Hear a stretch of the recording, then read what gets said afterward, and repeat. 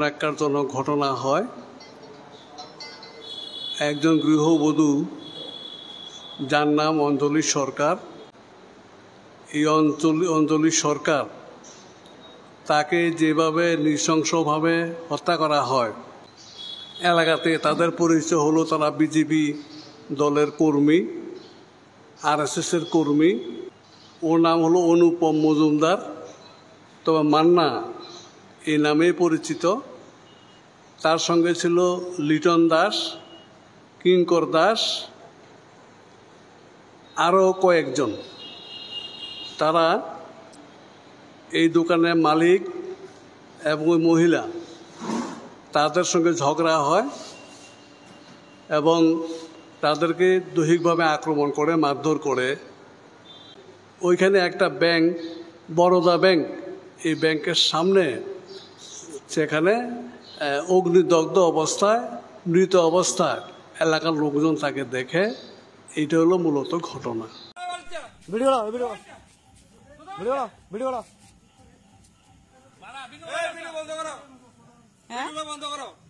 মুখের ভাষা খারাপ করছে, মুখের ভাষা যে খারাপ করছে, এত যে মুখের ভাষা খারাপ করছে। তোমার কইছি ভিডিওটা বন্ধ করতা, আমি জায়গা বাড়ি আমি তোমার কাছে সালাম করছি, আগে করছি সালাম, এখন সালাম করতেছি।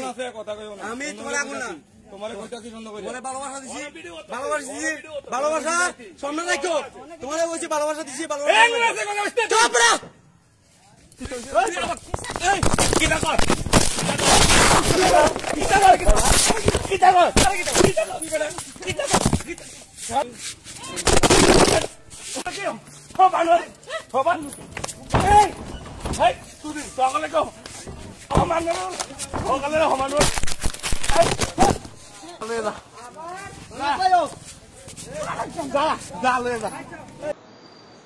গত 18-19 সেপ্টেম্বর উদয়পুরের কাকরাবন ব্লকের অন্তর্গত মির্জা পঞ্চায়েতে যে একটা ন্যাক্কারজনক ঘটনা হয়। একজন গৃহবধূ যার নাম অঞ্জলি সরকার, ওনার হাজব্যান্ড হলেন পঙ্কজ সরকার। এই অঞ্জলি সরকার তাকে যেভাবে নৃশংসভাবে হত্যা করা হয়, সেই সম্পর্কে আমরা আপনাদের সামনে দুই একটি কথা বলতে চাই। আমি আগেই বলেছি, ঘটনা গত 18 সেপ্টেম্বর 2025 এই মির্জা পঞ্চায়েতের অঞ্জলি সরকার এই নামে একজন গৃহবধূ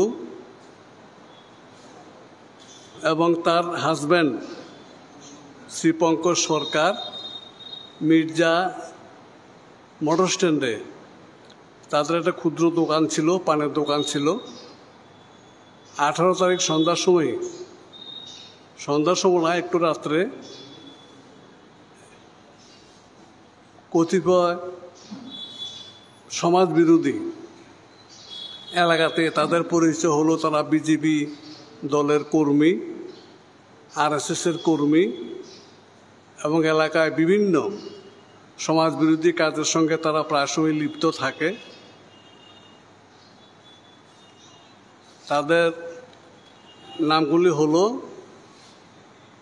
মেইন যে এই ঘটনায় যুক্ত, ওর নাম হলো অনুপম মজুমদার, তবে মান্না এই নামেই পরিচিত।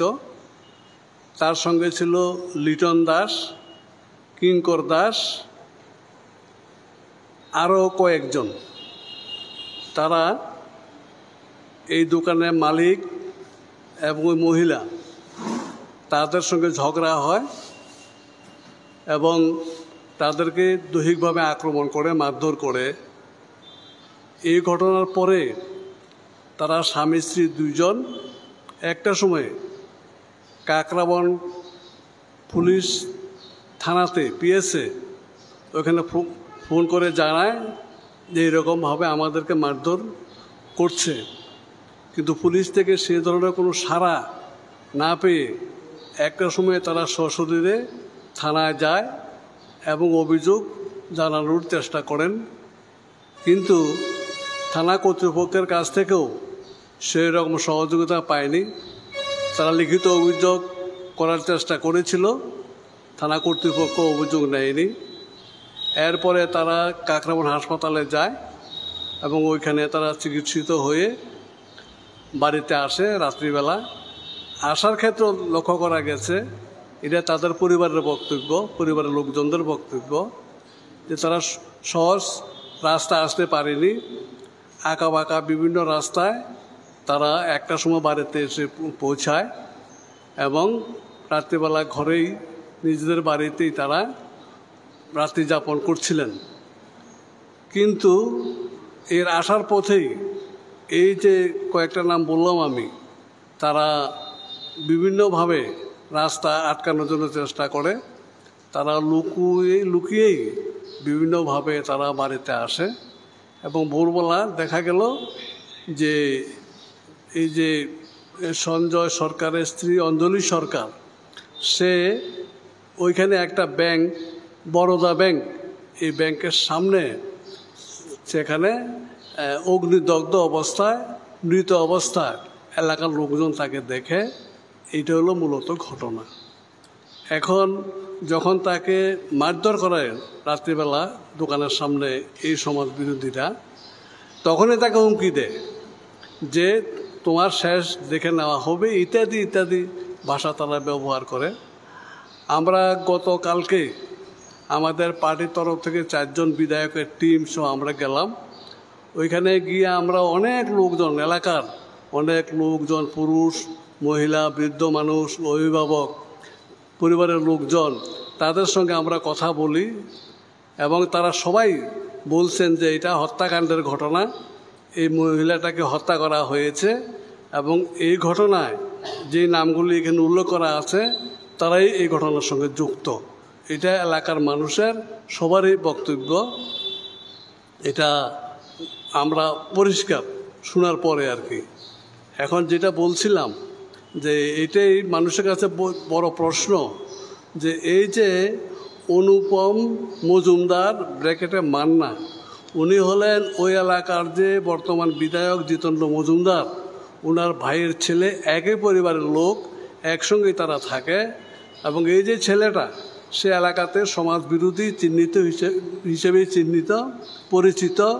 এটা এলাকার মানুষ থেকে আমরা সেভাবে শুনলাম আর কি।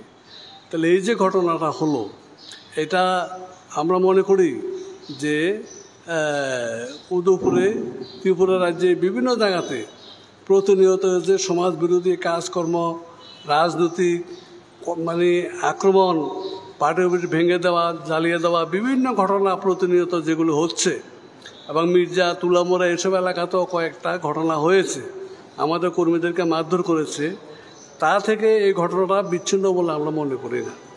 বিজেপির দুষ্কৃতকারী তাদের যে প্রতিনিয়ত মারধর, ভাঙচুর এ সমস্ত করা, এইরকমই একটা ঘটনা বলে আমরা মনে করি। সেই কারণে এ পর্যন্ত এই ঘটনা যাতে সুষ্ঠু তদন্ত হয় এবং দোষীরা যাতে উপযুক্ত শাস্তি পায়, তার জন্য আমরা এখন পর্যন্ত, আমরা যেদিনকে ঘটনা হলো 18 তারিখ ঘটনা হলো, 19 তারিখ সকালবেলা আমাদের কমরেড নিখিল দাস সহ আমাদের 3 জন নেতৃত্ব তাদের বাড়িতে যায়। এই অঞ্জলি সরকার, পঙ্কজ সরকার তাদের বাড়িতে যায়।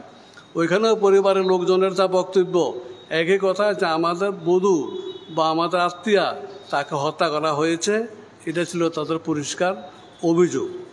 তারপরে বিকালবেলা আমরা আমাদের পার্টির তরফ থেকে এসডিপির কাছে আমরা ডেপুটেশন দিয়েছি এবং ওইখানেও উল্লেখ করেছি আমরা যে এটা হত্যাকাণ্ডের ঘটনা, আমরা চাই এটা উপযুক্ত তদন্ত হোক এবং দোষী উপযুক্ত শাস্তির ব্যবস্থা করা হোক।